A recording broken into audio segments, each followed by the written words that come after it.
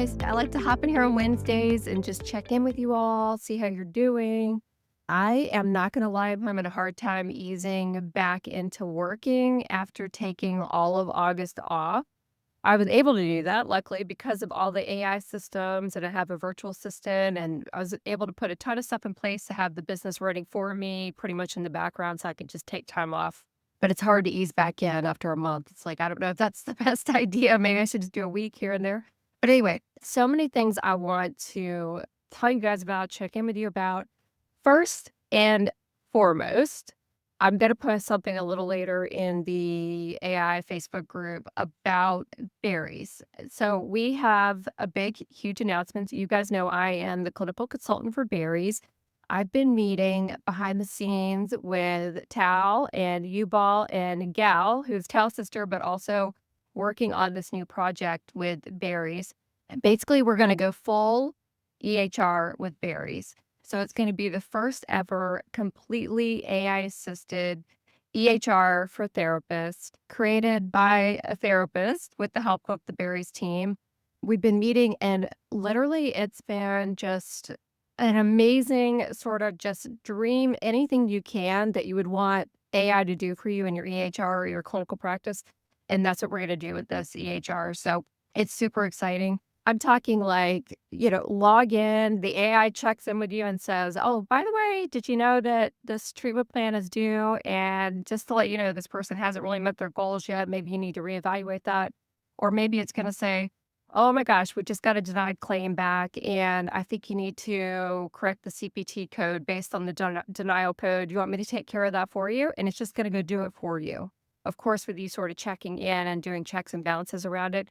But that's just the beginning. Like, I just literally say to them, like, what if we had to do this? And they're like, I think we can do that. So this EHR is going to be like beyond anything you can imagine. Like, imagine having, the PHQ-9, you're doing that on a regular basis, or you have the EHR send it out to the client. It comes back. The AI scores it for you. It gives you like scenarios around different scores and analyzes the treatment plan and the progress notes from before and says, okay, this all in a big picture, I think we need to maybe consider these interventions. And of course, you as the clinician have complete control, and you could say, that's a great idea, or no, that's really dumb. You have no idea what you're talking about. But generally, this AI is super informed. If anybody here has already used berries, you know that it's like already in the clinical notes, the treatment plan, the assessment. It's got a little session assistant that just sits on the side and kind of whispers in your ear if you wanted to. You can consult it even in session now. All of this is going to be integrated into every single aspect of the EHR that you could imagine. So, think smart scheduling. If you've got multiple clinicians, how can the smart AI scheduling know that this clinician does this clinician does this? Maybe we have a contact form come in. Which clinician should we place it with? It's going to replace like an admin team. I mean, it's going to do so much for us as therapists. I'm just extremely excited about it. So yeah, if you're listening to this, I want you to let me know, what is your biggest dream? Like, if you could have AI in your EHR and doing a bunch of stuff for you, what would you have it do? I want to know, because I want to take your dreams and suggestions and put this into this EHR. And we think that probably within the next 3 months, we're going to have the first version of it available for therapists to just be able to use this as your EHR. So we're not having to switch back and forth between this EHR and this one and use this AI and, maybe different scheduling tools that you might be using. It's all going to be integrated, HIPAA compliant AI, basically running your practice for you in the background. And I'm just like beyond excited. So I cannot wait to share this with you guys. I'm going to drop a waitlist link. We've got the waitlist link. We released it today. People on the waitlist, of course, are going to have, earlier access to new features, discounts, that sort of thing. So make sure you get on the waitlist if this interests you at all. And if you can't tell, I'm super excited about it. And I can't wait to share it with you guys. And I'm so honored to be the therapist that's helping develop the whole thing. It's just really amazing to me that I get to do this and get your feedback and help berries and help you all in the world, as being therapists, so we don't get as burned out and we can just do our jobs to our clients and then go on about our day. I'm really excited about that. Other things I want to tell you all about. Let's see. There's a new thing that came out, a new article. I'll post it down here below. You guys know I like to just stay up to date with AI news and information that's coming out. So Stanford has launched a new Center for Responsible and Effective AI Technology Enhancement of treatments for PTSD. And the acronym is CREATE, CREATE. I'm super interested in this. I know some of you listening might be like, oh God, here we go. Like AI is just going to take over our whole jobs and everything. Yes, I agree with some of that, and it's a little bit scary, but you guys know I always talk about, like, how can we integrate and stay up to date with what's happening? So, this initiative is gonna use artificial intelligence to improve the accessibility and quality of PTSD treatment. So, it's centered on the clinician, but using tools, evidence-based AI tools that can help move somebody along with their PTSD much faster than maybe traditional therapy might have done it.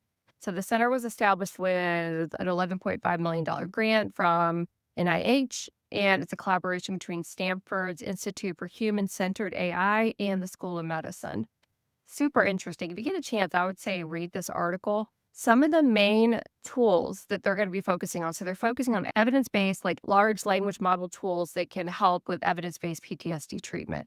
So some of the things that I read about the article, because I kind of did a deep dive into this, not just this initial article I'll share, but if you Google it a little bit further, you'll find more about it. So they're going to invest in clinician training around LLM-based tools, which will help therapists learn new evidence-based PTSD treatments. So they're thinking, how can I integrate AI with training clinicians to help clinicians become more proficient with evidence-based PTSD strategies, tools, interventions, techniques, that sort of thing. Think EMDR, all these other ones that are emerging. There's all kinds of brain spotting. They're going to be focusing on that and how AI can train clinicians to do it faster, better, more effectively, that sort of thing, which I think is super cool, even though it's a little scary that AI is getting involved in all of this. Patient support. So they're going to have a tool that will provide between session support for patients to help them practice skills they learn in therapy. So we're teaching CBT, automatic thoughts, like how to rewrite your thoughts and your feelings and, all the CBT stuff. It's going to help clients practice those tools between sessions with integration with the therapist. So the therapist might say, here's the homework, give it to the client. The client's, supposed to practice with the AI between sessions and come back, and the AI is going to report back to the clinician, and the client's going to report back, like, how did that go? That sort of thing.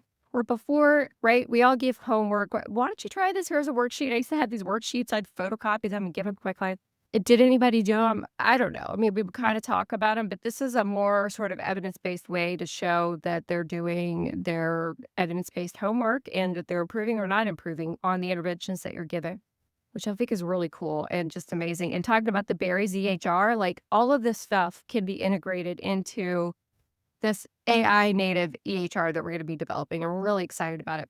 The other thing they talked about, chatbots for implementation.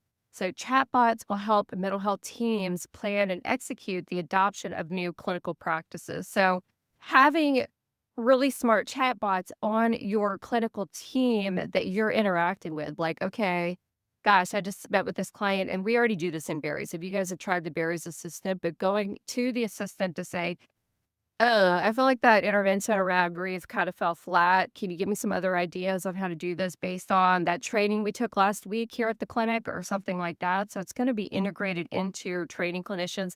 It's going to be great for group practices. Of course, I'm taking this article back to Barry's to say we've got to have stuff like this involved in Barry's too for group practices or supervision, that sort of things. I know a lot of clinicians that do supervision are using Barry's already. And then the other thing they talked about in the article is on-demand expert coaching. So an LLM-based coach that will provide immediate consultation and support for therapists working on especially challenging cases. So I don't know. I mean, think like severe trauma case. Maybe you're stuck. You have tried everything you could think of. These LLM-based coaches, large language model-based AI coaches, can come in and say, yes, you did really great with the EMDR, and maybe you did the safe space and this with your EMDR techniques, but did you think about this particular EMDR script you might not have tried before or used before? Let me train you on this real quick. Maybe that would work and be more helpful with the client next time. So this is what Stanford's doing with this new initiative that they put forth. I think it's super interesting. And of course, it's going to be evidence-based, researched, and the information given back to us, like what works, what doesn't work. And of course, we're going to see this trickle down effect over time of these research studies that are starting at these, high up universities that are really integrating human and AI together to try to help our clients. So I'm excited about it. I know some of us might be listening and think it's really scary and kind of freak you out a little bit because I've heard both sides of it. I don't want AI both in clinical treatment at all, but it's innovative and who knows, it might make our outcomes a lot better. So I'm super interested in it. I think it's really cool. But anyway, that's it for today. I hope you guys enjoyed this. Go ahead and comment down below. Let me know if you have any questions, thoughts, concerns about any of this. And of course, the links that I talked about today will be down in the show notes. So let me know what you think. And also let me know what you wish you could have in your AI native EHR because we're going to put it in there for you. Talk to you guys later. Bye.